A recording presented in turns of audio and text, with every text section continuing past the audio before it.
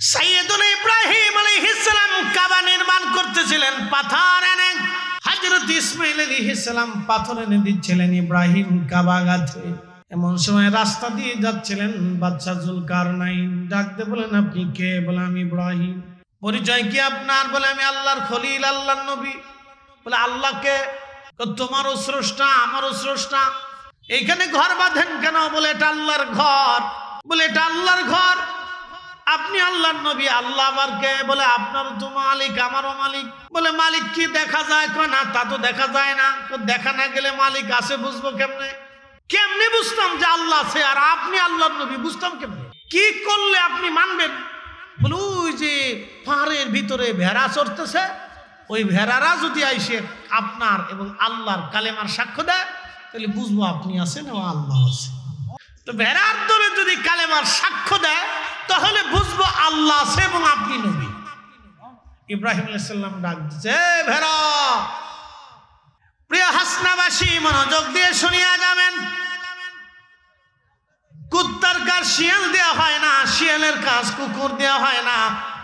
কুত্তা আল্লাহর আইনে আপনার বাড়ি পাহারা দেয়, শিয়াল আল্লাহর আইনে জঙ্গলে থাকে। আপনি বিড়াল মারিয়া যদি চিন্তা করেন ইঁদুর দিয়ে ঘর পাহারা দিয়াবো, তা হবে না। যতই আদর করেন, খাওয়ান, ও আপনার গোলা কেটে নিয়ে ভাগবে।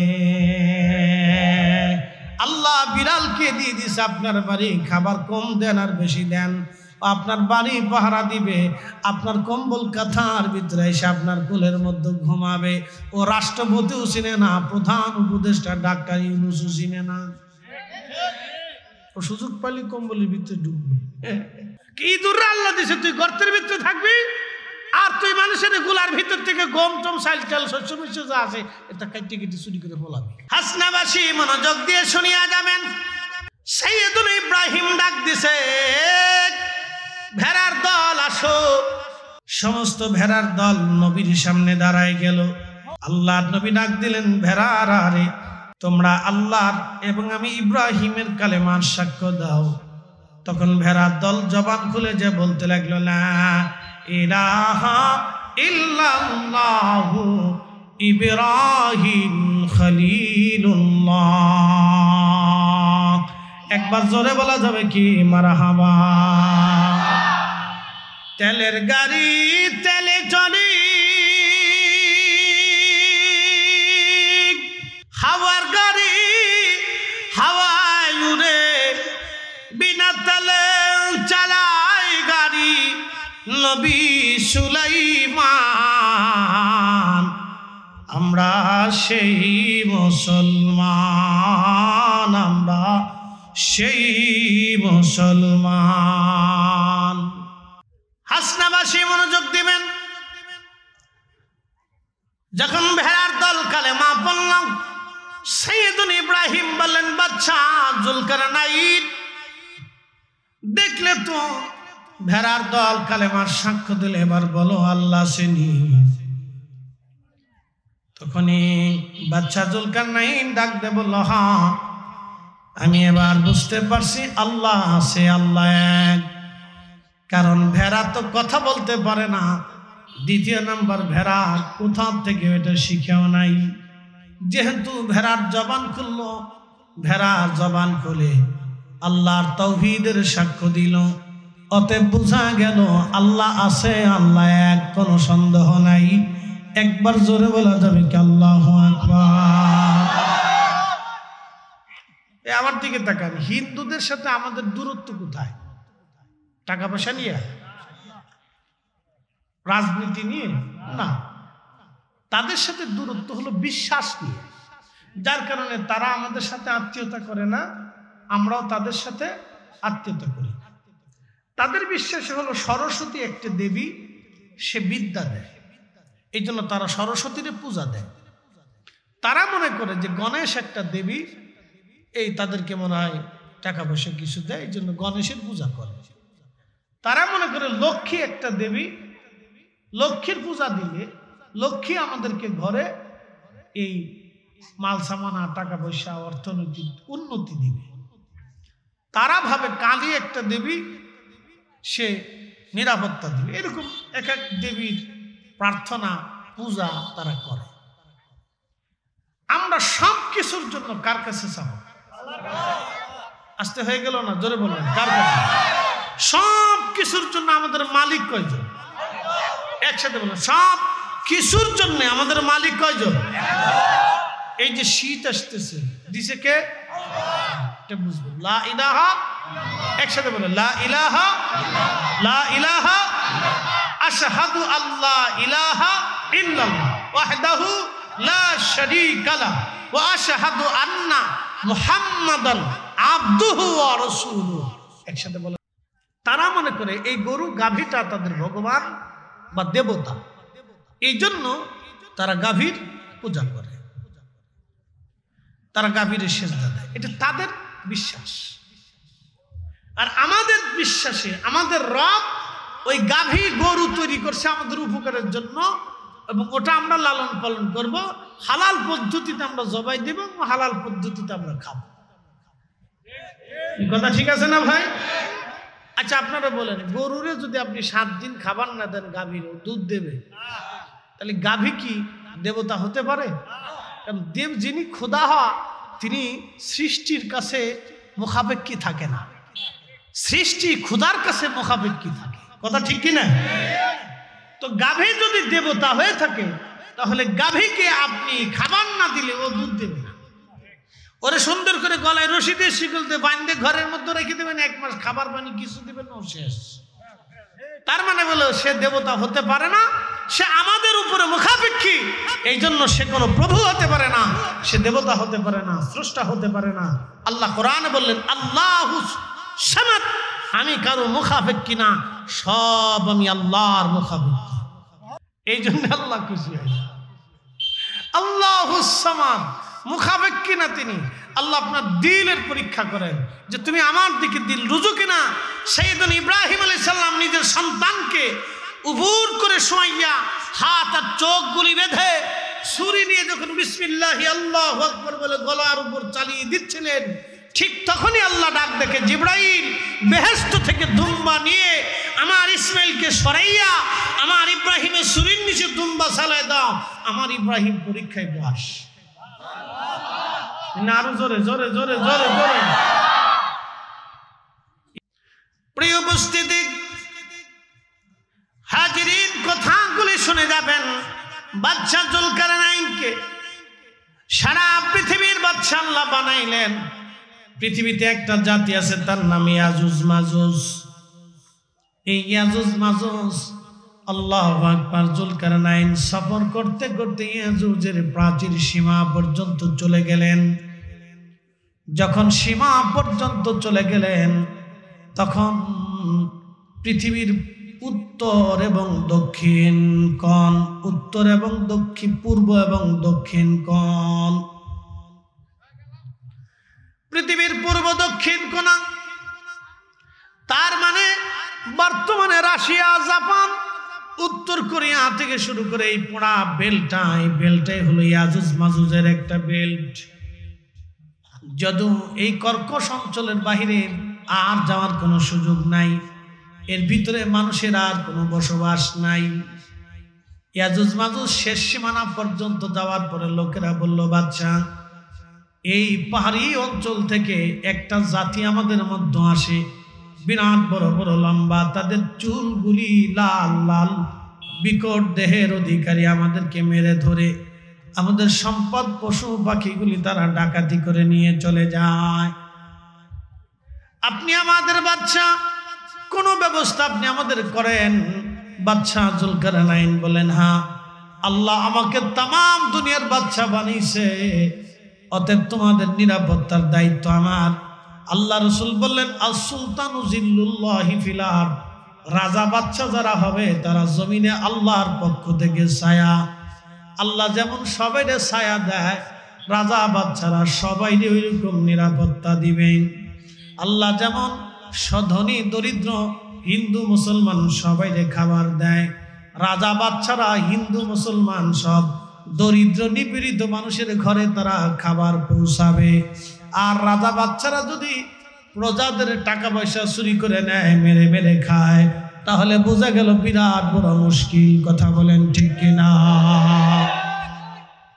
বিরাট মুশকিল। এই জন্য হযরত সাইয়্যিদুনা ওমর রাদিয়াল্লাহু তাআলা আনহু, আবু বকর, উসমান, আলী, এই চারজনের পরে পৃথিবীতে সত্যনিষ্ঠ কিয়ামত পর্যন্ত ইমাম মাহদির আগে আর কেউ হবে না।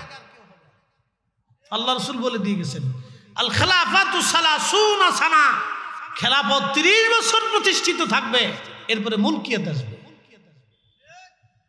নবী বলেছেন সহিহ বুখারীর হাদিস, আল খেলাফাতু সালাসুনা সানা, 30 বছর খেলাফত থাকবে, এরপরে মুলকিয়াত আসবে। পৃথিবীতে এরপরে আর কোনো এই খেলাফত আসে নাই, সব আসছে আজারে বাজারে ফাজারে, চোর ডাকাত বদমাশ লুচ্ছি। শুধু একজন হযরত ওমরের নীতি অনুযায়ী শাসন করছিলেন, তিনি হযরত সাইয়্যিদুনা ওমর ইবনে আব্দুল আজিজ রাদিয়াল্লাহু আনহু। তারপরে আর একজনও পাওয়া যায় না, সব আজেরে বাজেরে। প্রিয় উপস্থিতি, সারা পৃথিবীর শাসক হযরতে বাদশা জুলকারনাইন, তিনি ওইখানে একটা প্রাচীর নির্মাণ করলেন, তামা এবং সীসাকে গনাইয়া। পাহাড়ের মাঝখানে বিরাট বেল্ট, হয়তো 100 মাইল না হলে 1000 মাইলও হতে পারে, আমি জানি না। বিরাট বড় অঞ্চল তিনি পাহাড় সম করে তিনি তামা দিয়ে সীসা গেলে গেলে প্রাচীর নির্মাণ করে দিলেন। প্রাচীর নির্মাণ করার পরে সহিহ বুখারীতে নবী বলেন, কিতাবুল ফাতানের ভিতরে প্রত্যেক দিন খন্তা কুড়াল দিয়ে ইয়াজুজ মাজুজ ওই প্রাচীর ভাঙ্গার জন্য তারা সবাই মিলে কাজ করে, যে প্রাচীর ভেঙ্গে তারা পৃথিবীতে ঢুকবে। আল্লাহ নবী বললেন তারা লম্বাই হবে 120 হাত করে লম্বা, 120 হাত করে লম্বা। তারা যখন পৃথিবীতে আসবে তখন এত পরিমাণে তারা পৃথিবীতে আসবে যে ভূমধ্য সাগরে কোনো পানি থাকবে না, দুনিয়ার কোনো কুয়া, কোনো বিলে খালে নদীতে পানি থাকবে না, দুনিয়ার কোনো সাগরেও পানি থাকবে না। একসাথে বলবেন আল্লাহু আকবার। বুঝতে পারছেন কি পরিমাণে আসবে? যে পৃথিবীর কোনো নদী, কোনো সাগরে পানি অবশিষ্ট থাকবে না, সব খেয়ে সবার করে এত পরিমাণে আসবে। পৃথিবীর মানুষকে মেরে মেরে সাফ করে দিবে, কিছু ইমানদার পৃথিবীতে বেঁচে থাকবে। তখন ঈসা আলাইহিস সালাম পৃথিবীতে দৃশ্যমান, সমস্ত লোকেরা যায় ঈসা আলাইহিস সালাম হেরেমে থাকবেন, বলবে হুজুর আপনি দোয়া করে দেন, এদের অত্যাচারে পৃথিবী নিশ্চিহ্ন হয়ে যাচ্ছে, তাদের সাথে যুদ্ধ করার সক্ষমতা মানব জাতির নাই। তখন দোয়া করবেন, ইয়া রাব্বি আপনি এদের থেকে আমাদেরকে বাঁচান। তখন আল্লাহ ইয়াজুজ মাজুজের গাড়ির উপরে, এই যে এখানে দেখবেন একটা হাড় আছে, এই হাড়ের উপরে আল্লাহ ঘা সৃষ্টি করবে, এখান থেকে পোকা হবে, ক্যান্সার হবে। এক রাতের ভিতরে সব ইয়াজুজ মাজুজ মইরিয়ে সামার হয়ে যাবে। একসাথে বলবেন আল্লাহু আকবার। বলেন তো রাসূল যাহা বলছে তাহা হবে কিনা? একসাথে বলেন নবী যাহা বলছে হবে কিনা? রাসূল বলেছেন কিয়ামতের আগে ওয়াদাউল আমানা, আমানত নষ্ট হয়ে যাবে, আমানত থাকবে না, আমানত থাকবে না, আমানত থাকবে না, আমানত মরে যাবে, আমানত শেষ। এই জন্য আজকে দেখবেন নিজের পিতাও ছেলেকে বিশ্বাস করতে পারে না, কথা একবারে চিরসত্য। হযরতে সুলাইমান আলাইহিস সালামের রাজ দরবারে বসে আছেন নবী সুলাইমান। বসে থাকার সময় সুলাইমান আলাইহিস সালাম লক্ষ্য করলেন আজরাইল আলাইহিস সালাম আসছে। এক তরুণ যুবকের দিকে তাকায়া আজরাইল আলাইহিস সালাম তীক্ষ্ণ নজরে তাকানো আছে। যুবকটা ভয় ভয় পাচ্ছে। খুদারি ফেরেশতা মালাকুল মউত আজরাইল আলাইহিস সালাতু ওয়াস সালাম তীক্ষ্ণ নজরে কিছু সময় তাকানোর পরে চলে গেলেন। যুবক ডাকতে বলে, নবী গো সুলাইমান, আপনি এই মুহূর্তে বাতাসকে দিয়ে আমাকে হিন্দে পাঠিয়ে দেন। বলে, যুবক তুমি হিন্দে যে কি করো? বলে, না হুজুর, এই সময় আপনি আমাকে হিন্দে পাঠান, আমাকে এই সময় হিন্দে যেতেই হবে। আল্লাহ নবী সুলাইমান বাতাসকে হুকুম দিলেন, বাতাস দ্রুত গতিতে তুমি তাকে হিন্দে পাঠাও। বাতাস যখন তাকে হিন্দে নিয়ে নামাইল, কিছু সময় পর আজরাইল সুলাইমান আলাইহিস সালামের রাজ দরবারে উপস্থিত হলেন, সালাম দিয়ে দাঁড়িয়ে গেলেন। সুলাইমান জিজ্ঞেস করলেন, আজরাইল বিষয়টা বুঝলাম না, আপনি একটা যুবকের দিকে তীক্ষ্ণ নজরে তাকানো কেন ছিলেন? বলে, হুজুর কিছু সময় পরে আমি জানি তার মৃত্যু হবে হিন্দে, কিন্তু সে তখনও বসে আছে ফিলিস্তিনে। একসাথে বলবেন আল্লাহু আকবার। ফিলিস্তিন কোন জায়গা? একসাথে বলুন, কোন জায়গা? ইসরায়েল নামক কোন দেশ পৃথিবীর কোন মানচিত্রে কোনোদিনও ছিল না। এটা আমেরিকানরা বানাইছে, ব্রিটিশরা তৈরি করছে। পৃথিবীতে ইসরায়েল বলে কোন শব্দ পৃথিবীর কোন মানচিত্রে ছিল না, এটা ব্রিটিশরা তৈরি করছে। ওই জমিন ফিলিস্তিন, ফিলিস্তিন আদিকাল থেকে ফিলিস্তিন, আজকে থেকে না, আদিকাল থেকে ফিলিস্তিন। ওর সিএস আরএস বিএস এসএস যা আছে একবারে হাজার পুরুষ, শত পুরুষ না, হাজার পুরুষ ফিলিস্তিন অংশ দখল করে নাম দিছে ইসরায়েল। কত বড় জুলুম! এই পশ্চিমা আমেরিকা ব্রিটিশ যে দেশের উপর নজর দেয়, ও দেশের মানুষের কপালে কি নসিবে থাকে আল্লাহ জানে। খুব মারাত্মক। সে দেশে হয় গৃহযুদ্ধবাদ হবে, আর নয় সে দেশের কঠিন কোনো পরিস্থিতি করার জন্য তারা নীল নকশা তৈরি করে। তো বহু বছর আগে ফিলিস্তিনের ভাগ্যের উপরে ইসরায়েল বসাই দিয়ে আজকে ফিলিস্তিনিদের রক্ত প্রতিনিয়ত ঝরাচ্ছে। সিরিয়ার মধ্যে গৃহযুদ্ধ বাধাই দিয়ে সুন্দর দেশটাকে শেষ করে দিচ্ছে। লিবিয়ার মুয়াম্মার গাদ্দাফিরে শেষ করে দিয়ে সারা লিবিয়াটাকে আজকে মৃত্যুপুরী বানাইছে। পৃথিবীর এই অঞ্চলে তারা হাত দিছে, ওই অঞ্চল জনপদটাকে তারা জাহান্নাম বানাইছে। এটা তাদের ডিভাইডেড ভূ রাজনৈতিক পলিটিক্স। আল্লাহ তাদের ফিতনা থেকে আমাদেরকে হেফাজত করুক, সকলে বলে না। এটা পৃথিবীর সবচেয়ে নিকৃষ্ট ইসলামের দুশমন। এই ব্রিটিশরা পৃথিবীতে নিকৃষ্ট মুসলমানদের দুশমন। এরকম ভয়াবহ দুশমনী কেউ করে নাই। ক্রুসেডাররা সরাসরি যুদ্ধ করত, আর এরা ভিতরে ভিতরে যুদ্ধ করে।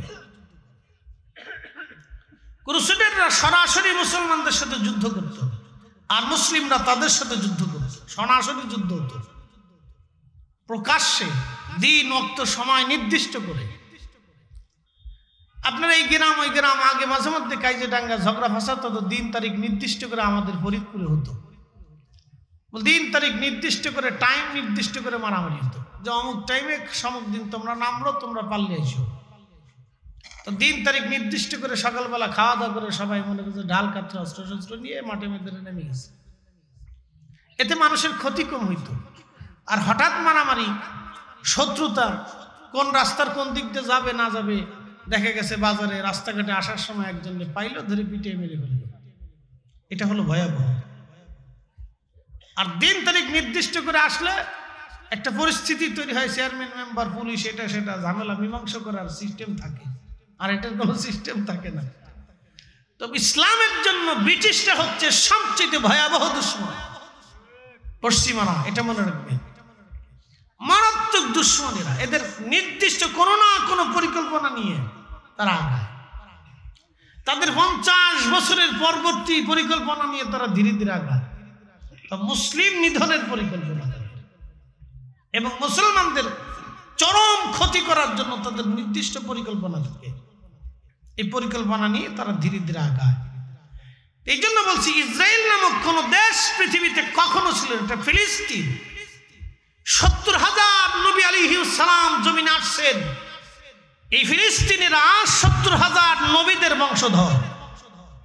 কোন না কোন নবীর বংশের ছোঁয়া, রক্তের ছোঁয়া তাদের মধ্যে আছে। এই জন্য দেখবেন ওরা বোরকা ছাড়ে না, ওদের মেয়েরা বোরকা ছাড়ে না, আর আমাদের দেশের মেয়েরা মেলা ছাড়ে না। এই কথা কর না কেন, জোরে বলে। আমাদের দেশের মেয়েরা মেলা ছাড়ে না, আর ওদের দেশের মেয়েরা বোরকা ছাড়ে না। ও হেজাব পরবেই, শহীদ হলেও হেজাব পরবে, ও মরে গেলেও হেজাব পরবে, যুদ্ধ করলেও হেজাব পরবে, ও মরে গেলেও হেজাব পরবে, স্বামী মরলেও হেজাব ছাড়ে না, সন্তান মরলেও হেজাব ছাড়ে না। আর আমরা দেশের বিড়িরা হেজাব বুঝি না। এখন নতুন সিস্টেম হয়েছে, ফ্যান পরে আর শার্ট গায়ে দেয়, নতুন মডেল, আর মাথার মধ্যে হেজাব বাঁধে। সিস্টেমটা হলো একজনে চিন্তা করলো পাগড়ি মাথায় দিলে বিরাট নেকি, এই চিন্তা করে সে লুঙ্গিটা খুলে সুন্দর করে মাথার পাগড়ি বেঁধে বলছে। তো লুঙ্গি খুলে মাথায় পাগড়ি বাঁধলে যেরকম নাকি, প্যান্ট শার্ট পরে মহিলা মাথায় হেজাব বাঁধলে একই রকম নাকি? কি কথা কন না? সিস্টেম একই রকম, এপিটার অতীত, এপিটার অতীত। এটা নতুন মডেল। আর 5 বছর পরে আপনি আরো পাবেন, আপডেট পাবেন। আমি বলে দিয়ে গেলাম আজকে 5 বছর পর আরো পাবেন, আরো পাবেন। দিন যত যাবে তত দেখবেন আপনাদের দেশের নারীরা জিন্সের প্যান্ট পরতে থাকবে।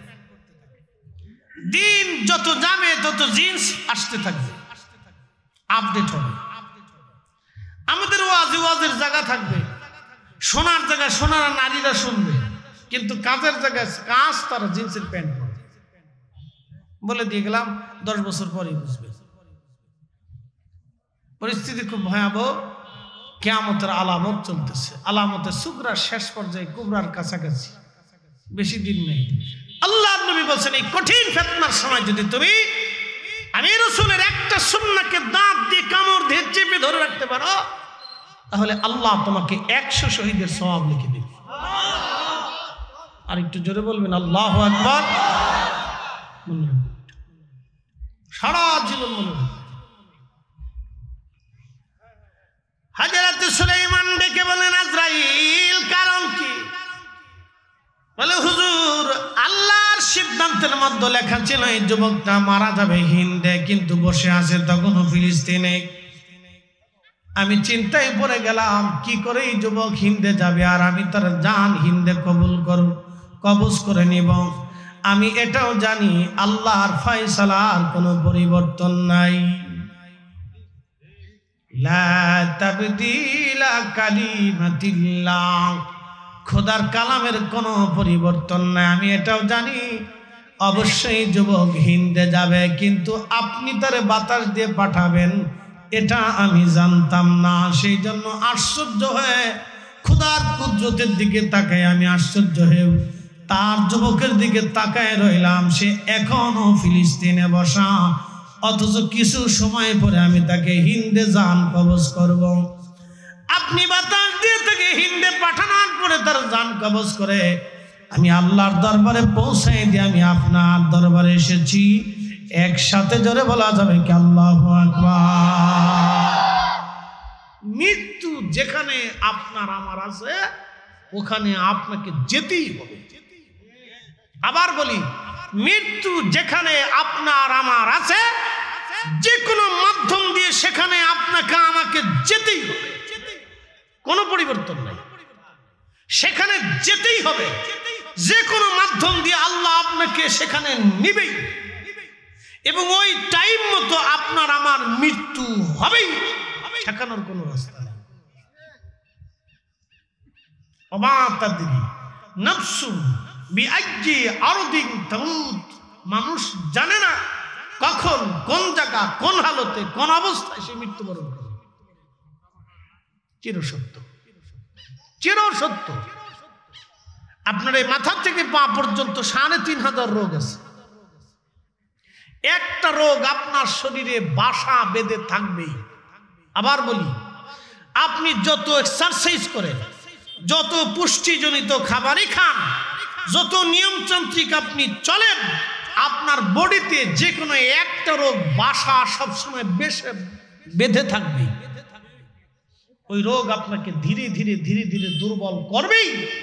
আপনার চোখের পাওয়ার কমবে, রক্তের পাওয়ার কমবে, শারীরিক ক্ষমতার পাওয়ার কমবে, আপনার শরীরের যে কোনো কন্ডিশন ধীরে ধীরে দুর্বল হতে থাকবে। চুল আস্তে আস্তে দুর্বল হয়ে সাদা হতে থাকবে, আপনার চামড়া ধীরে ধীরে ধীরে ধীরে দুর্বল হতে থাকবে।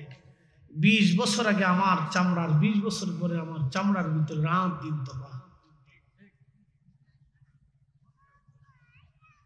যত দিন যাবে তত দুর্বল হতে থাকবে, যত ভালো খাবার খাবে।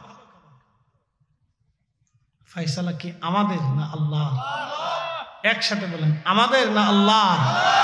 আল্লাহ। হুজুর যখন হাটহাজারিতে পড়তেন তখন ওনার চামড়া আর এখনকার চামড়া একরকম না। আরো যত দিন যাবে তত আরো দুর্বল হতে থাকবে, হীনু ক্ষীণ সবাই একই অবস্থা। একদিন ঠিকানা হয়ে যাবে মাটির নিচে। এ শোনেন, হাসনা এলাকার বাসী গোরস্থান কবরস্থানে উদ্যোগে আজকের এই মাহফিল। যেই গোরস্থানে মানুষ যারা ঘুমিয়ে গেছে ওই মাটির নিচে আগামীকাল আমাদের ঘর হবে। একবারে চিরসত্য। 100 বছর বয়সী গ্রামে কেউ আছে? হাসনা এলাকায় 100 বছর কেউ আছে? 100 বছর বয়সী, এর অর্থ কি বলেন তো? 100 বছর আগে যারা এই জমিনের উপরে ছিল, 100 বছর পরে এসে তারা সব মাটির নিচে।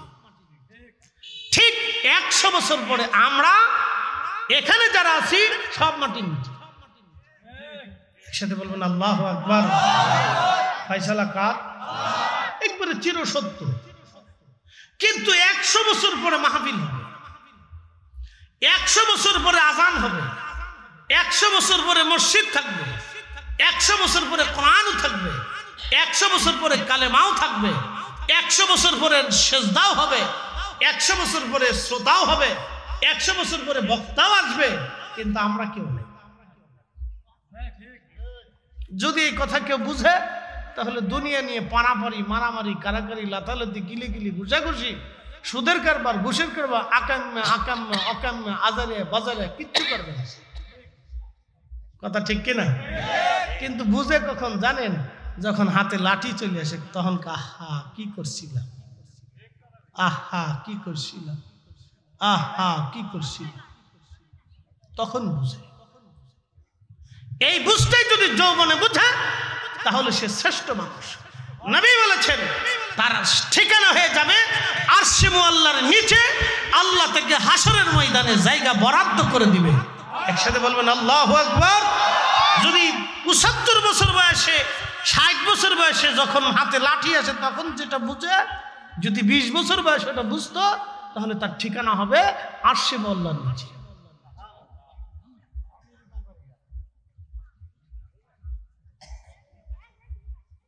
কষ্ট হচ্ছে আপনাদের?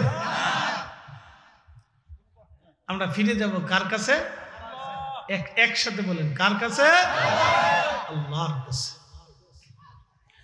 পৃথিবী বিখ্যাত বাদশা জুলকারনাইন সারা পৃথিবীর বাদশা ছিল।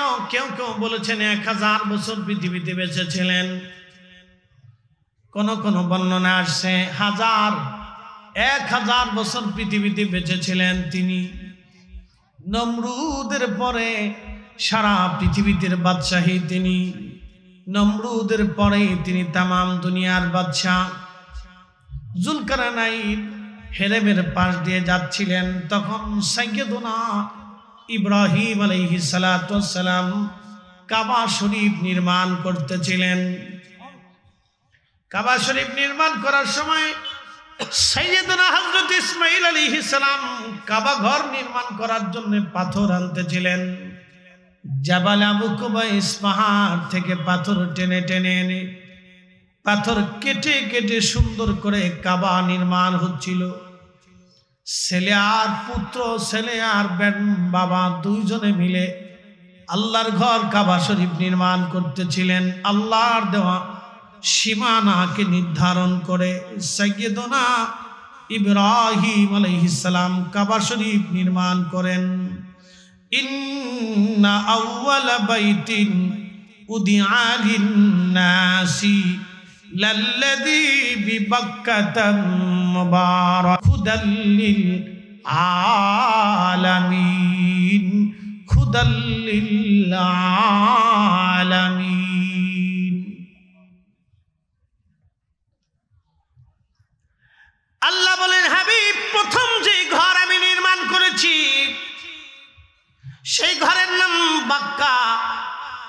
লিল্লাযী বাক্কাতাম মুবারাকান হুদাল লিল আলামিন। তামাম পৃথিবীবাসীকে হেদায়েতের জন্য এই বাক্কা তৈরি করেছি, এটাকে কেন্দ্র করে তামাম পৃথিবীর মানুষকে হেদায়েত করব। এজন্য এমন কোন নবী রাসূল নাই যে কাবা শরীফ তাওয়াফ না করেছে, হজ না করেছে। এমন কোন নবী নাই রে যে নবী কাবা শরীফের চারপাশে তাওয়াফ না করেছে। একসাথে বলবেন আল্লাহু আকবার। আরাফার ময়দানে কেন যান? পৃথিবীর হাজিরা আরাফাতে যদি না যায় তাহলে হজ হবে না। প্রত্যেকজন হাজিকে দুপুরের আগে আরাফাতে উপস্থিত হতেই হবে। আরাফাতের ময়দানে কেন যাবেন? আদম শফিউল্লাহ এবং মা হাওয়া আলাইহিমুস সালাম দুইজন আরাফাতের ময়দানে একত্রিত হয়েছিলেন। আল্লাহ আদমের স্মৃতি সংরক্ষণ করার জন্য আরাফাতে হাজিদেরকে উপস্থিত হওয়াকে আমার আল্লাহ বাধ্যতা করে দিলেন। আরাফাতে জাবালে নূর পাহাড়ের পাদদেশে একটা মস্ত বড় একটা পাথর এখনো পড়ে আছে। ওই পাথরের উপরে সাইয়েদুনা ইব্রাহিম বসে, সাইয়েদুনা আদম বসে বসে চোখের পানি ফেলে ফেলে কাঁদতেছিলেন। আল্লাহ আমার জান্নাত থেকে ফলাইলা, বিবি থেকে জুদা করলাম, 350 বছর ধরে কান্দি। আল্লাহ এরপরও তুমি আমার বিবি এখনো ফেরত দাও নাই। মসজিদে নামারা সারা বছরে একবার হজের সময় যে মসজিদে জোহর আর আসর একসাথে নামাজ হয়, আসর আর জোহর এক আজানে নামাজ হবে, ওখানে খুতবা হবে। জুমায় আপনার হজের খুতবা ওখান থেকে দেওয়া হয়। 2 লক্ষ মুসল্লি এক জামাতে ওইখানে নামাজ আদায় করে। বছরে একবার ওই মসজিদ খোলা হয়। ওই মসজিদ যেখানে, ওইখানে আম্মা জান হাওয়া আলাইহিস সালাম তিনি ওইখানে, আম্মা জান হাওয়া ওখান থেকে আসতেছিলেন জাবালে রহমতের দিকে। আমাদের বাবা আদম আলাইহিস সালাম আমাদের আম্মা জানকে দেখার পরে মসজিদে নেমারা যেখানে, ওইখানেই আম্মা জানকে দেখা গিয়েছিল। আর জাবালে রহমতে আমাদের আব্বা জানকে দেখা গিয়েছিল। কারণ ওনারা তো অনেক বড় লম্বা ছিল, দুইজন দুইজনকে দেখে ফেললেন। এই জন্য একটা জাবালে রহমত আর ওখানে মসজিদ তৈরি হলো। তো খুব মনোযোগ দিয়ে দুইজন একত্রিত হলো। এই হজে অবশ্যই হাজিরা উপস্থিত হতে হবে, অবশ্যই হাজিরা উপস্থিত হবে, হতেই হবে। তো এখান থেকে আদম আলাইহিস সালাম আমাদের আম্মাজানকে নিয়ে হাঁটা শুরু করলেন। হাঁটতে হাঁটতে হাঁটতে হাঁটতে জমারাত, হাঁটতে হাঁটতে হাঁটতে মুজদালিফাতে আসলেন। তো মুজদালিফাতে আসার পরে রাত হয়ে গেছে। রাত হওয়ার পরে আম্মাজানকে আদম আলাইহিস সালাম বললেন, হাওয়ারে রাত হয়ে গেছে, আসো আমরা মুজদালিফাতে বিশ্রাম করি। তো দুইজন মুজদালিফাতে বিশ্রাম করছিলেন। এই জন্য হাজিরা আরাফাত থেকে মুজদালিফাতে তাকে আসতেই হবে এবং রাত্রে বিশ্রাম করতেই হবে। 1 ঘন্টার জন্য হলেও তাকে ওখানে বিশ্রাম করতে হবে। একসাথে বলবেন আল্লাহু আকবার। এই সে কত বছর আগে স্মৃতি আল্লাহ সংরক্ষণ করে রাখছে। এই উম্মতের ভিতরে ওখানে বসতেই হবে, বিশ্রাম করতেই হবে। ফজরের নামাজ পড়ে ওখান থেকে হাঁটা শুরু করতে হবে। হাঁটতে হাঁটতে হাঁটতে হাঁটতে মিনা হয়ে জমারাতে যে শয়তানকে পাথর মারতে হবে। এরপরে আপনি হেরেম আসবেন, ফরজ তাওয়াফ করবেন, সাই করে এরপরে আপনাকে হালাল হতে হবে। তো মনোযোগ দেন, এটা হজ। এই জন্য বুড়াকালে হজে যাওয়ার চাইতে জুয়ান কালে যাবে। বুড়াকালে হজে গেলে খালি গাড়ি তালাশ করে, কোন জায়গায় গাড়ি আছে। হজের মজা বুঝে না। হজের মজা হলো হাইটে হজ করা, তাহলে বুঝবে এটা হজের মজা।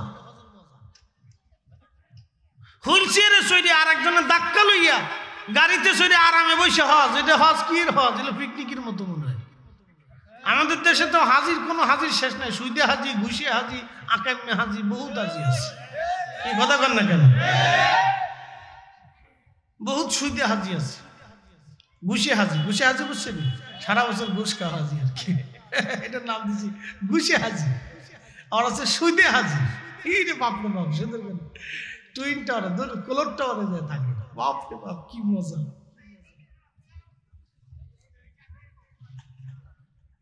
প্রিয় উপস্থিতি, মনোযোগ দিবেন। সাইয়েদুনা ইব্রাহিম আলাইহিস সালাম কাবা নির্মাণ করতেছিলেন পাথর এনে। হযরত ইসমাঈল আলাইহিস সালাম পাথর এনে দিচ্ছিলেন ইব্রাহিম কাবা গাঁথে। এমন সময় রাস্তা দিয়ে যাচ্ছিলেন বাদশা যুলকারনাইন। ডাকতে বলেন, আপনি কে? বলে, আমি ইব্রাহিম।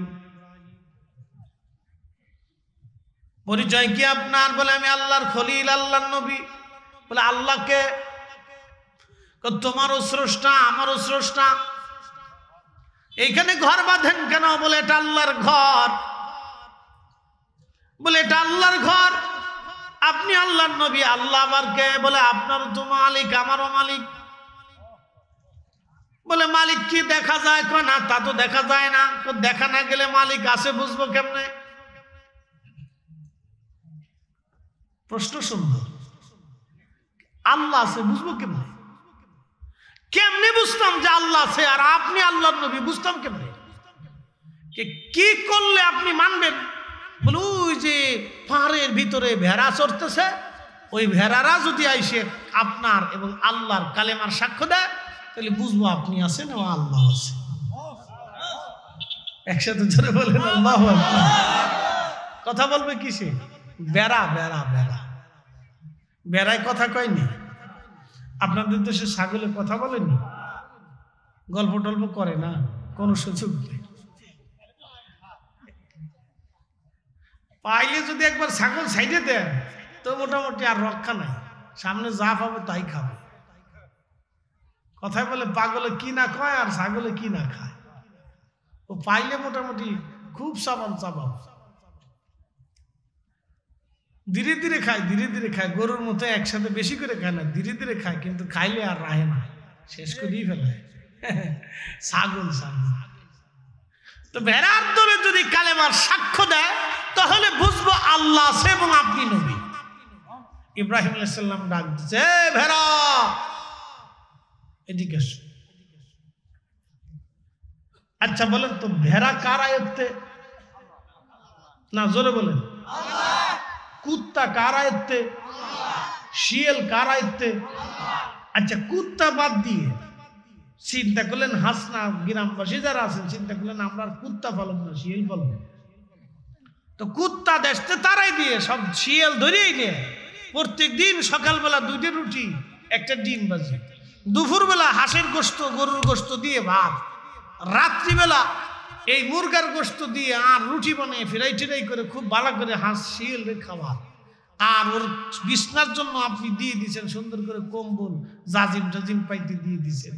মনে করছেন থাকবে নি? মুরগি চুরি করে পালাবে। আল্লাহ ওরে আইন দিয়ে দিছে, তুই মানুষের জনবসতিতে থাকতে পারবি না, তোর যতই আদর করো তুই মুরগি চুরি করে পালাবি। ও আল্লাহর আইনে জঙ্গলে থাকে। আর কুত্তারে আল্লাহ আইন দিয়ে দিছে, তোরা লাঠি সবর যতই পিটে নি দিক, তোর ফসা গলা যাই খাবার দিবি তুই খাবি, কিন্তু বেইমানি করতে পারবি না। আপনাকে দিন বুঝে যেতে হবে। আল্লাহ কুত্তারে আইন দিছে, তুই ফিটে মারুক যাই করুক, খাবার কম দিক আর বেশি দিক, তোর কম্বল খাতা দিক আবার নাকি আদর যত্ন করুক আর না করুক, তুই যা খাবি তুই মালিকের সাথে বেইমানি করতে পারবি না। বলেন, কুত্তা কারা আইনে বেইমানি করে না? আমরা 40 বছর ছেলে পালার পরেও সুন্দরী বউ পাইয়া বাপ থিয়ে মা থিয়ে চলে যায়, তাহলে বোঝা গেল ও কুত্তার চাইতেও খারাপ। কথা বুঝাইতে পারছি নি আপনাদেরকে? ওয়াজ বুঝতে হবে। প্রিয় হাসনাবাসী, মনোযোগ দিয়ে শুনিয়া যাবেন। কুত্তার কাজ শিয়াল দেওয়া হয় না, শিয়ালের কাজ কুকুর দেওয়া হয় না। কুত্তা আল্লাহর আইনে আপনার বাড়ি পাহারা দেয়, শিয়াল আল্লাহর আইনে জঙ্গলে থাকে। আপনি বিড়াল মারিয়া যদি চিন্তা করেন ইঁদুর দিয়ে ঘর পাহারা দিয়াবো, তা হবে না। যতই আদর করেন খাওয়ান, ও আপনার গোলা কেটে নিয়ে ভাগবে।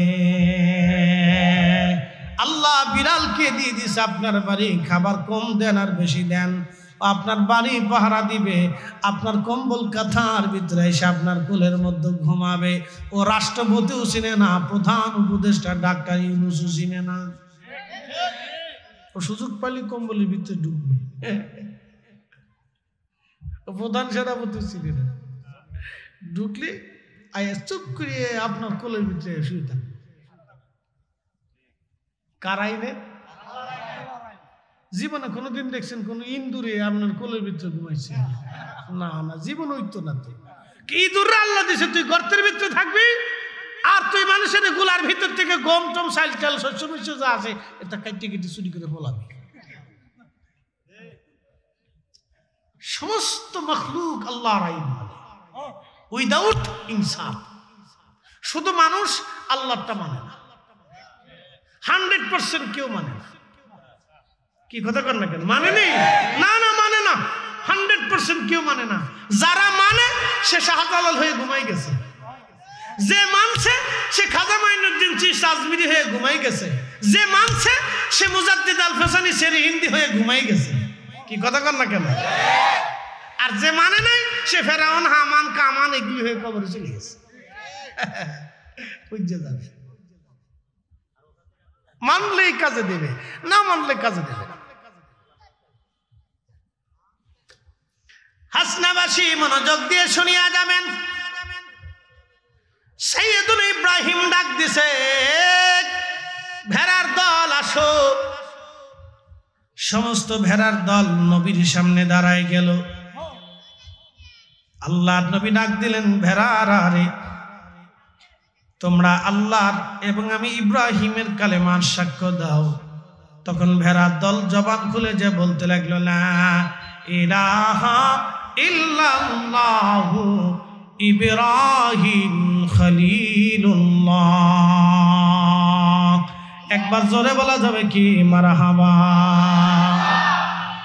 তেলের গাড়ি তেলে চলি,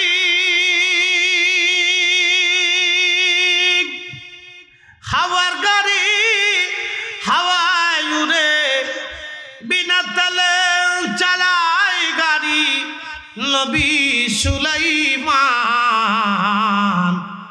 আমরা সেই মুসলমান, আমরা সেই মুসলমান। মহিলারা ওয়াজ শুনতেছে, আসে না? আমি ভাবছি যে মহিলারা মরে গেল না, কেউ আছে, মহিলারাই বেশি। মহিলাদের একটা সুবিধা হলো কি, এদের বিড়ি টিড়ি টানার চিন্তা নাই। এরা চুপচাপ যাই ফান দুইটা লইয়া বাস ভিতরে যে বসে থাকে। আর বেটাগার তো শরীর হিট করার জন্য দুই তিন টান টান দেওয়া লাগে, আবার হিট হয় না, জ্বালা আছে। আমি একদিন এক বাথরুমে ঢুকছি, বিড়ির গন্ধ। চিন্তা করলাম কি রে এত গন্ধ। তো কেয়ারটেকারে 10 টাকা দিয়ে বললাম, বেটা খালি টেকাই লইলি পরিষ্কার করতে পারছ না, খালি বিড়ির গন্ধ। হুজুর আপনার আগে যেটা ঢুকছে হাতায় বই বিড়ি টানছে। আমার বিড়ি টানার জায়গা তো কত জায়গা আছে, গাছের নিচে টানতে পারে, রাস্তার কিনার টানতে পারে, তো ওই জায়গায় কে? হুজুর ভিতরে না টানলে ক্লিয়ার হয় না।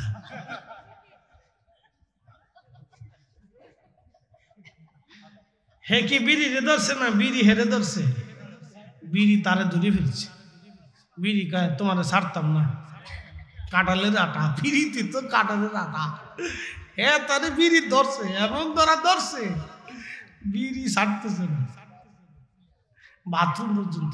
হ্যাঁ আপনি যারা একবার বেশি আসক্ত হয়ে গেছে দেখবেন। এই জন্য শোনেন, ছেলে মেয়েরা পিরিতি করে না, কি কথা কর না কেন? পিরিতি করে না? হালাল না হারাম? কেমন হারাম? পায়খানা যেমন হারাম ওটা ওইরকম হারাম। কি কথা কর না কেন? বাথরুম যেমন হারাম ওটা ওইরকমই হারাম, একই রকম। তো মনোযোগ দিয়ে, তো ছেলে মেয়ে যখন পিরিতি করে তখন ওই ছেলে আর মেয়ের কলিজার ভিতরে আসক্তি আসে। এই আসক্তির সময় ওই ছেলে বাবু চিনে না, ওই মেয়ে মাও চিনে না। বুঝতে পারছেন? এই জন্য আল্লাহ কোরআনে বলছেন, নারীদের মাথার থেকে পা পর্যন্ত কাপড় দিয়ে ঢেকে দাও, পর্দা। ওটার মাথার থেকে পা পর্যন্ত কাপড় দিয়ে ঢেকে দাও। একবার ঢেকে দাও এটাকে।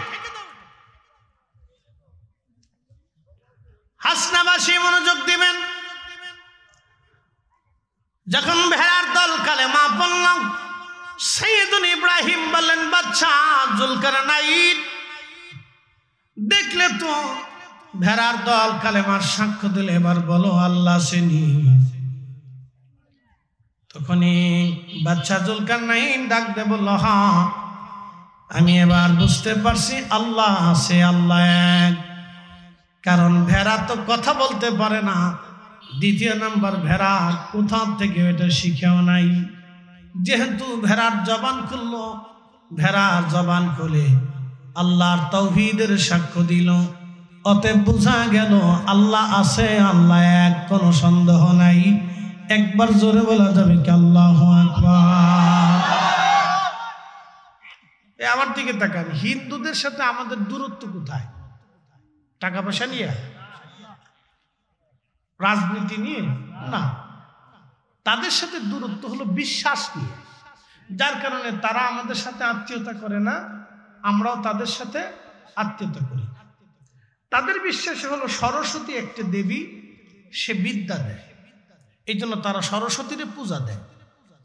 তারা মনে করে যে গণেশ একটা দেবী, এই তাদেরকে মনে হয় টাকা পয়সা কিছু দেয়, এই জন্য গণেশের পূজা করে। তারা মনে করে লক্ষ্মী একটা দেবী, লক্ষ্মীর পূজা দিলে লক্ষ্মী আমাদেরকে ঘরে এই মাল সামানা, টাকা পয়সা, অর্থনৈতিক উন্নতি দিবে। তারা ভাবে কালী একটা দেবী, সে নিরাপত্তা দিবে। এরকম এক এক দেবীর প্রার্থনা পূজা তারা করে। আমরা সব কিছুর জন্য কার কাছে চাব? আসতে হয়ে গেল না? জোরে বলুন, কার কাছে? সব কিছুর জন্য আমাদের মালিক কয়জন? একসাথে বলুন, সব কিছুর জন্য আমাদের মালিক কয়জন? এই যে শীত আসতেছে, দিছে কে? এটা বুঝবো। লা ইলাহা, একসাথে বলুন, লা ইলাহা, লা ইলাহা, আশহাদু আল্লা ইলাহা ইল্লাল্লাহ ওয়াহদাহু লা শারীকা লাহু ওয়া আশহাদু আন্না মুহাম্মাদান আবদুহু ওয়া রাসূলুহু। একসাথে বলা যাবে না? মারহাবা। তো তাদের সাথে আমাদের বিশ্বাসের দূরত্ব, আদার্স কোনো দূরত্ব নেই। তারাও যে লাল শাক খায়, আমরা ওই লাল শাকই খাই। শুধু তারা শুয়োরের গোশত খায় আর গরুর গোশত খায় না। গরুকে তারা দেবী মনে করে, এই জন্য গরুর পূজা করে। তারা মনে করে এই গরু গাভীটা তাদের ভগবান বা দেবতা, এই জন্য তারা গাভীর পূজা করে, তারা গাভীর সেজদা দেয়। এটা তাদের বিশ্বাস। আর আমাদের বিশ্বাসে আমাদের রব ওই গাভী গরু তৈরি করছে আমাদের উপকারের জন্য, এবং ওটা আমরা লালন পালন করব, হালাল পদ্ধতিতে আমরা জবাই দেব এবং হালাল পদ্ধতিতে আমরা খাবো। কথা ঠিক আছে না ভাই? আচ্ছা আপনারা বলেন, গরুরে যদি আপনি 7 দিন খাবার না দেন, গাভীর দুধ দেবে, তাহলে গাভী কি দেবতা হতে পারে? কারণ দেব যিনি খোদা হয়, তিনি সৃষ্টির কাছে মুখাপেক্ষী থাকে না, সৃষ্টি খোদার কাছে মুখাপেক্ষী থাকে। কথা ঠিক কিনা? তো গাভী যদি দেবতা হয়ে থাকে, তাহলে গাভীকে আপনি খাবার না দিলে ও দুধ দেবে না। ওরে সুন্দর করে গলায় রশি দিয়ে শিকল দিয়ে বাঁধে ঘরের মধ্যে রেখে দেবেন, 1 মাস খাবার পানি কিছু দিবেন, ও শেষ। তার মানে বলো সে দেবতা হতে পারে না, সে আমাদের উপরে মুখাপেক্ষী, এই জন্য সে কোনো প্রভু হতে পারে না, সে দেবতা হতে পারে না, স্রষ্টা হতে পারে না। আল্লাহ কোরআনে বললেন, আল্লাহু সামাদ, আমি কারো মুখাপেক্ষী না, সব আমি আল্লাহর মুখাপেক্ষী। আমরা কার মুখাপেক্ষী? আল্লাহর মুখাপেক্ষী। আল্লাহ আমাদের মুখাপেক্ষী। মাদ্রাসায় টাকা দিলে আল্লাহ খুশি হয় যে এইটা মাদ্রাসা হইল, এই বিরাট মাদ্রাসা হইল, আমি আল্লাহ গরিব, আমার কাছে টিয়া পয়সা নেই, আমার বান্দারা কিছু টিয়া পয়সা দিয়ে মাদ্রাসা বানাইছে, লেগে আল্লাহ খুশি হয় না? কি বলেন? আপনি কুরবানি দিচ্ছেন, আল্লাহ খুশি হয় যে আমি তো আল্লাহ গরিব, এর লেগে কুরবানি আমার বান্দায় দিল, বড় একটা তাজা মোটা গরু কুরবানি দিছে, বান্দা আমারে খুশি করলো, আমি দিতে পারতাম না, এর লেগে বান্দায় দিয়ে দিছে, নাকি বলেন? না, এই জন্য আল্লাহ খুশি হয় না। আল্লাহুস সামাদ, মুখাবেক কিনা তিনি। আল্লাহ আপনার দিলের পরীক্ষা করেন যে তুমি আমার দিকে দিল রুজু কিনা। সাইয়েদনা ইব্রাহিম আলাইহিস সালাম নিজের সন্তানকে উবুর করে শোয়াইয়া হাত আর চোখগুলি বেঁধে ছুরি নিয়ে যখন বিসমিল্লাহি আল্লাহু আকবার বলে গলার উপর চালিয়ে দিচ্ছিলেন, ঠিক তখনই আল্লাহ ডাক দেখে, জিবরাইল বেহেশত থেকে দুম্বা নিয়ে আমার ইসমাইলকে সরাইয়া আমার ইব্রাহিমের ছুরির নিচে দুম্বা চালায় দাও, আমার ইব্রাহিম পরীক্ষায় বাস। আরো জোরে জোরে জোরে জোরে জোরে।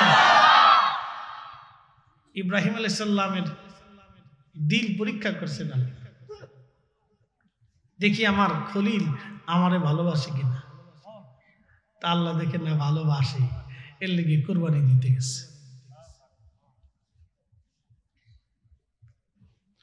প্রিয় উপস্থিতি, হাজিরিন, কথাগুলি শুনে যাবেন। বাদশা জুলকারনাইনকে সারা পৃথিবীর বাদশা আল্লাহ বানাইলেন। পৃথিবীতে একটা জাতি আছে, তার নাম ইয়াজুজ মাজুজ। এই ইয়াজুজ মাজুজ, আল্লাহু আকবার, জুলকারনাইন সফর করতে করতে ইয়াজুজের প্রাচীর সীমা পর্যন্ত চলে গেলেন।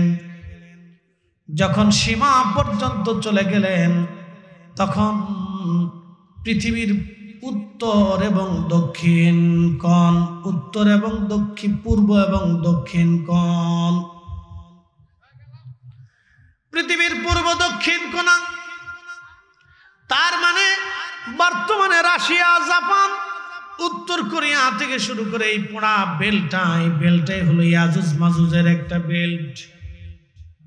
যদু এই কর্কশ অঞ্চলের বাহিরে আর যাওয়ার কোনো সুযোগ নাই, এর ভিতরে মানুষের আর কোনো বসবাস নাই। ইয়াজুজ মাজুজ শেষ সীমানা পর্যন্ত যাওয়ার পরে লোকেরা বলল, বাদশা, এই পাহাড়ি অঞ্চল থেকে একটা জাতি আমাদের মধ্যে আসে, বিরাট বড় বড় লম্বা, তাদের চুলগুলি লাল লাল, বিকট দেহের অধিকারী, আমাদেরকে মেরে ধরে আমাদের সম্পদ পশু পাখিগুলি তারা ডাকাতি করে নিয়ে চলে যায়। আপনি আমাদের বাদশা, কোন ব্যবস্থা আপনি আমাদের করেন। বাদশা জুলকারনাইন বলেন, হ্যাঁ, আল্লাহ আমাকে তাম দুনিয়ার বাদশা বানিয়েছে, অতএব তোমাদের নিরাপত্তার দায়িত্ব আমার। আল্লাহ রসুল বললেন, আস-সুলতানু জিল্লুল্লাহি ফিল আরদ, রাজা বাদশা যারা হবে তারা জমিনে আল্লাহর পক্ষ থেকে ছায়া। আল্লাহ যেমন সবাইরে ছায়া দেয়, রাজা বাদশারা সবাইরে ওইরকম নিরাপত্তা দিবেন। আল্লাহ যেমন ধনী দরিদ্র হিন্দু মুসলমান সবাইরে খাবার দেয়, রাজা বাদশারা হিন্দু মুসলমান সব দরিদ্র নিপীড়িত মানুষের ঘরে তারা খাবার পৌঁছাবে। আর রাজা বাদশারা যদি প্রজাদের টাকা পয়সা চুরি করে নেয়, মেরে মেরে খায়, তাহলে বোঝা গেল বিরাট বড় মুশকিল। কথা বলেন ঠিক কিনা? বিরাট মুশকিল, বিরাট মুশকিল। একজন গেলে আর একজন খাওয়ার লাগে আ করে বইতে, কেমনি খাই, কেটাই যে বালা আমি নিজেও কইতে, আমি নিজে বালা কিনা তাও তো কইতে পারতেছি না। সরকারি সম্পদ এমন মারাত্মক জিনিস, এটা সামনে আসার পরে লোক কেউ সামলাইতে পারে না, কঠিন। এই জন্য হযরতে সাইয়্যিদুনা ওমর রাদিয়াল্লাহু তাআলা আনহু, আবু বকর, উসমান, আলী, এই চারজনের পরে পৃথিবীতে সত্যনিষ্ঠ কিয়ামত পর্যন্ত ইমাম মাহদির আগে আর কেউ হবে না। আল্লাহ রাসূল বলে দিয়ে গেছেন, আল খেলাফাতু সালাসুনা সানা, খেলাফত 30 বছর প্রতিষ্ঠিত থাকবে, এরপরে মুলকিয়াত আসবে। নবী বলেছেন সহিহ বুখারী হাদিস, আল খেলাফাতু সালাসুনা সানা, 30 বছর খেলাফত থাকবে, এরপরে মুলকিয়াত আসবে। পৃথিবীতে এরপরে আর কোন এই খেলাফত আসে নাই, সব আসছে আজারে বাজারে ফাজারে, চোর ডাকাত বদমাশ লুচ্ছি। শুধু একজন হযরত ওমরের নীতি অনুযায়ী শাসন করছিলেন, তিনি হযরত সাইয়্যিদুনা ওমর ইবনে আব্দুল আজিজ রাদিয়াল্লাহু আনহু। তারপরে আর একজনও পাওয়া যায়, সব আজারে বাজারে। প্রিয় উপস্থিতি, সারা পৃথিবীর শাসক হযরতে বাদশা জুলকারনাইন তিনি ওইখানে একটা প্রাচীর নির্মাণ করলেন তামা এবং সীসাকে গনাইয়া। পাহাড়ের মাঝখানে বিরাট বেল্ট, হয়তো 100 মাইল না হলে 1000 মাইলও হতে পারে, আমি জানি না। বিরাট বড় অঞ্চল তিনি পাহাড় সম করে তিনি তামা দিয়ে সীসা গেলে গেলে প্রাচীর নির্মাণ করে দিলেন।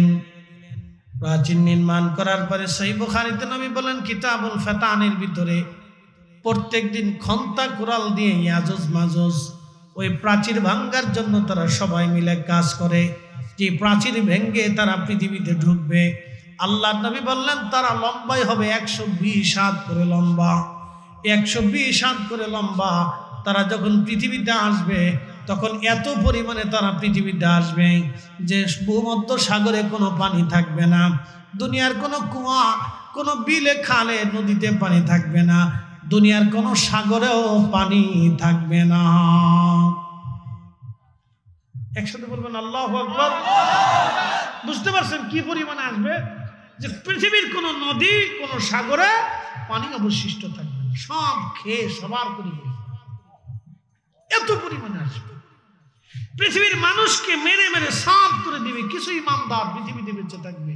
তখন ঈসা আলাইহিস সালাম পৃথিবীতে দৃশ্যমান, সমস্ত লোকেরা যায় ঈসা আলাইহিস সালাম হেরেমে থাকবেন, বলবে হুজুর আপনি দোয়া করে দেন, এদের অত্যাচারে পৃথিবী নিশ্চিহ্ন হয়ে যাচ্ছে, তাদের সাথে যুদ্ধ করার সক্ষমতা মানব জাতির নাই। তখন দোয়া করবেন ইয়া রাব্বি আপনি এদের থেকে আমাদেরকে বাঁচান। তখন আল্লাহ ইয়াজুজ মাজুজের গাড়ির উপরে, এই যে এখানে দেখবেন একটা হাড় আছে, এই হাড়ের উপরে আল্লাহ ঘা সৃষ্টি করবে, এখান থেকে পোকা হবে, ক্যান্সার হবে।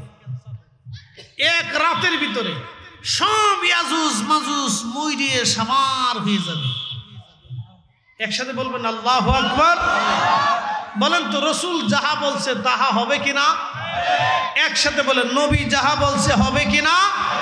রসুল বলেছেন কিয়ামতের আগে ওয়াদাউল আমানা, আমানত নষ্ট হয়ে যাবে, আমানত থাকবে না, আমানত থাকবে না, আমানত থাকবে না, আমানত মরে যাবে, আমানত শেষ। এই জন্য আজকে দেখবেন নিজের পিতাও ছেলেকে বিশ্বাস করতে পারে না। কথা একবারে চিরসত্য। আমিও আমার সন্তানকে বিশ্বাস করতে পারি না, কথা ক্লিয়ার। আমার স্ত্রী বলে সন্তানদের নামে কিছু দিয়ে দাও, বিশ্বাস করার কোনো সুযোগ নেই। বলো কি? হ্যাঁ এটাই সত্য, এখন তুমি বুঝবে না, কিন্তু যখন তুমি তো মা, তুমি বুঝো না, তোমার দরদ বেশি। আমি পৃথিবী ঘুরি, বাস্তবতা থেকে বলতেছি, বিশ্বাস করা মুশকিল। হয় তোমার নামে থাক, না হয় আমার নামেই থাক। ক্লিয়ার? পৃথিবীর বাবাও এখন সন্তানকে বিশ্বাস করতে পারে না, স্বামী স্ত্রীকে বিশ্বাস করে না, আমানত নষ্ট হয়ে গেছে। বলে হুজুর এটা কেমন? টাকা হাওলাত দিয়ে দেখেন, তাহলে বুঝবেন যে আমানত কোন জায়গা আছে। দেখবেন আমানত কবরে চলে গেছে। দোকানে বাকি দিয়ে দেখবেন, তাহলে বুঝবেন আমানত কোন জায়গা আছে, বলে আমানত কবরে চলে গেছে। কি কথা খারাপ করেছি ভাই? বলি রসুলের কথা কি একটা মিথ্যা হবে? মিথ্যা হবে? নবী বলেছেন মিথ্যা হবে না, আমানত নষ্ট হবে। আমার উম্মত নামাজকে হত্যা করবে। বলে হুজুর এত মুসল্লি নামাজ পড়ে, নামাজ কেমনে মরে যায়? হ্যাঁ নামাজও পড়বে, সুদও খাবে, নামাজও পড়বে, ঘুষও খাবে, নামাজও পড়বে, অন্য জমি মেরে দিবে। আমার দেশের বহু ভাই আছে নিজের বোনের জমি বুঝায় দেয় না, অথচ টুপি মাথায় দিয়ে নামাজের প্রথম কাতারে দাঁড়ায় সেজদা দেয়। শয়তান হাসে আর কয় চাচা তুমি শেষ। কথা ক্লিয়ার না ভেজাল আছে? আমি একবারে ক্লিয়ার কথা বলি, পছন্দ হলে হবে, না হলে না, কিছু করার নাই বাবা। কবরে মেহেশ্বরের মাঠে প্রত্যেকটা বক্তার জবানের হিসাব আছে, আমাকে হিসাব কষে দিতে হবে। তো খুব মনোযোগ দিয়ে, বহু চাচা আছে এতিম ভাতিজার সম্পদ বুঝাই দেয় না, পরে নিস পরে নিস পরে নিস বলতে বলতে বলতে বলতে বহুদিন খাইছে, কিন্তু টুপি মাথায় দিয়ে রমজানে মসজিদে ইফতারের প্রথম কাতারে বসে থাকে। বিরাট বুজুর্গ। তার অর্থ হচ্ছে উম্মত নামাজ মেরে ফেলে দিয়েছে, নামাজ পড়ে ঠিক, কিন্তু এখনো হকের উপরে আসতে পারে নাই। নামাজ মেরে ফেলে দিয়েছে, আমানত মেরে ফেলে দিয়েছে। রাসূল যা বলেছেন এটাই হবে, নবী যা বলেছেন এটাই হবে, রাসূল যাহা বলে দিয়ে গেছেন তাহাই হবে। আল্লাহর নবী বললেন আমার উম্মতের ভিতরে প্রকাশ্যে জেনা হবে, প্রকাশ্য জেনা হবে।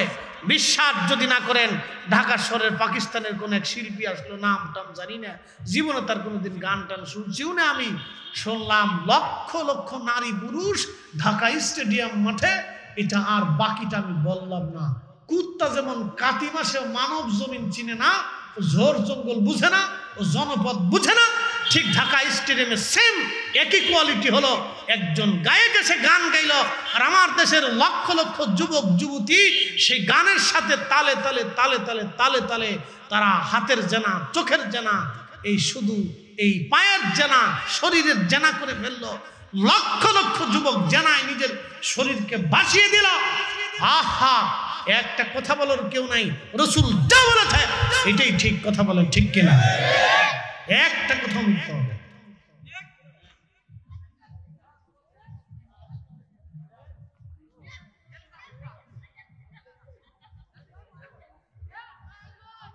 কষ্ট হতেছে আপনাদের? কথা ক্লিয়ার, ভেজাল বুঝেল নেই। প্রিয় ভাই আমার, এই ইয়াজুজ মাজুজের প্রাচীর নির্মাণ করেছিলেন বাদশা জুলকারনাইন রাহিমাহুল্লাহ। তিনি ইন্তেকালের সময় উজিরকে ডেকে বলেন, উজির, আমার মরণের পরে কাফন যখন পড়াইবা, খাটে করে কবরে নিবা, আমার ডান হাতখানা তুমি বের করে রাখবা। আর একটা ওসিয়ত করে গেলাম, উজির, আমার ইন্তেকালের পরে সোনা দানা জহরতগুলি আমার কাফন বহনকারী যারা নিয়ে যাবে কবর পর্যন্ত তাদের মাটির পায়ের উপরে সব বিছাই দিবা। ওই সোনা দানার উপরে যেন হেঁটে হেঁটে তারা আমার কবরে নিয়ে যায়। উজির বললেন, পৃথিবীর বাদশা, আল্লাহ আপনাকে তামাম পৃথিবীর বাদশাহী বানাইলেন, কিন্তু মরণের সময় দুইটা ওসিয়ত কেন করলেন বুঝলাম না। বাদশা জুলকারনাইন ডাক দিয়ে বললেন, উজির, আমার মরণের সময় খালি হাতটা এই জন্য বের করে রাখবা, সারা পৃথিবীর বাদশা জুলকারনাইন আজ কবরে চলে যাচ্ছে শূন্য হাতে। বাদশাহ ক্যা ফকির হো, सबको एक ही ठिकाना, बादशाह क्या फकीर हो, सबको एक ही ठिकाना। उजीर, পৃথিবীর বাদশা ছিলাম আমি, সারা পৃথিবীর দামি দামি সোনা গহনা জহরতগুলি, মণিমুক্তাগুলি, হীরার টুকরাগুলি আমার রাজ দরবারে আজ। উজিরে, আমি কিছুই নিয়ে যেতে পারবো না, আমার কাফন বহনকারী ব্যক্তিদের পায়ের নিচে বিছাই দিবা। দুনিয়ার মানুষ দেখুক জুলকারনাইন কিছুই নিতে পারে নাই। জুলকারনাইন যেহেতু কিছুই নিতে পারলো না, বাকি পৃথিবীর মানুষ কবরে কিছুই নিতে পারবে না। জিন্দেগি তো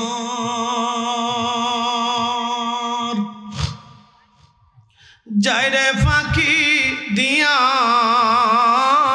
রে সোনার আদম, জিন্দেগি তো যায় ফাঁকি দিয়া।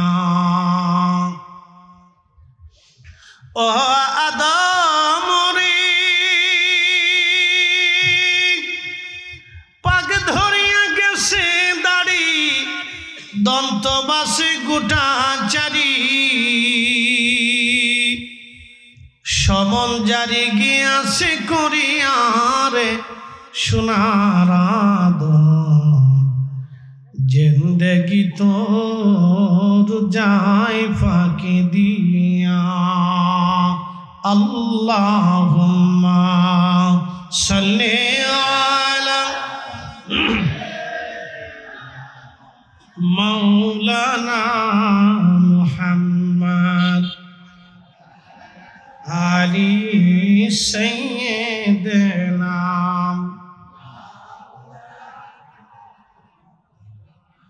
अच्छा बोलें तो 2 केजी धान छिटाइले 25 मन धान देय के? এই যে আপনাদের পাশে বিল আছে না নাই, এই বিলের মধ্যে প্রত্যেক বছরে হাজার হাজার টন মন মাছ হয়। বলেন তো আপনারা তো কোনো 1 কেজি ধানও খাবারও চাইলো মাছের কোনোদিন দেন নাই। হাজার হাজার মাছের খাবার যিনি দিলেন তিনি কে? বিলের ভিতরে শত শত কোয়ালিটির মাছ, এক এক পানির ভিতরে হাজার কোয়ালিটির মাছ। এই প্রত্যেক মাছের লজ্জত ভিন্ন ভিন্ন, স্বাদও ভিন্ন ভিন্ন। একই খাবার খাইলো, একই পানিতেই বসবাস করার পরে ভিন্ন ভিন্ন স্বাদ। আপনার জিহ্বা দিল আল্লাহ একটা, একই জিহ্বা দিয়ে আল্লাহ শত মাছের ভিন্ন ভিন্ন স্বাদ আস্বাদন করাইলেন। ও মুসলমান, খুব মনোযোগ দিবেন। একটা মাছের ডিম থেকে হাজার হাজার মাছ দেয় কে? আল্লাহ। বন্ধুরা মনোযোগ দিবেন। একটা আম গাছ থেকে 25 বছর 20 বছর আম দেয় আল্লাহ। একটা লিচু গাছ থেকে আপনার 20টা বছর লিচু দেয় আমার আল্লাহ। একটা গাভী থেকে 10 কেজি দুধ আমার আল্লাহ দিয়ে দেয়। একটা ফল গাছে, আনার গাছে হাজার হাজার আনার আল্লাহ দেয়। একটা কমলা লেবু গাছে শত শত হাজার হাজার কমলা লেবু আল্লাহ নিজে দেয়। যেই রাত একটা গাছ থেকে 25 বছর আম খাওয়াইতে পারে সেই আল্লাহ আমার রব, আমার মালিক, আমার আল্লাহ। রসুল বলেছেন, উম্মত রে, তুমি যদি 1 টাকা আল্লাহর পথে ব্যয় করো তাহলে 70 গুণ আমার আল্লাহ বাড়াবে। বিশ্বাস আছে না নাই? এই রসুল যা বলছে এটাই ঠিক। কথা কন না কেন? ঠিক কিনা? সাদাকাল্লাহুল মাওলানাল আযীম। আল্লাহ যা বলেছে এটা ঠিক। ওয়া সাদাকা রাসূলুহুন নবিয়্যুল হাবিবুল কারীম। রাসূল যা বলেছে এটাই ঠিক। আল্লাহ সত্যবাদী এবং তার রাসূলও সত্যবাদী। আল্লাহ যা বলেছে এটাই ঠিক, আল্লাহর নবী যা বলেছে এটাই ঠিক। চুল পরিমাণও বেঠিক হবে। বিশ্বাস আছে আপনাদের? বিশ্বাস আছে? চুল পরিমাণও বেঠিক হবে না, কথা মানতে হবে। সাদাকাল্লাহ।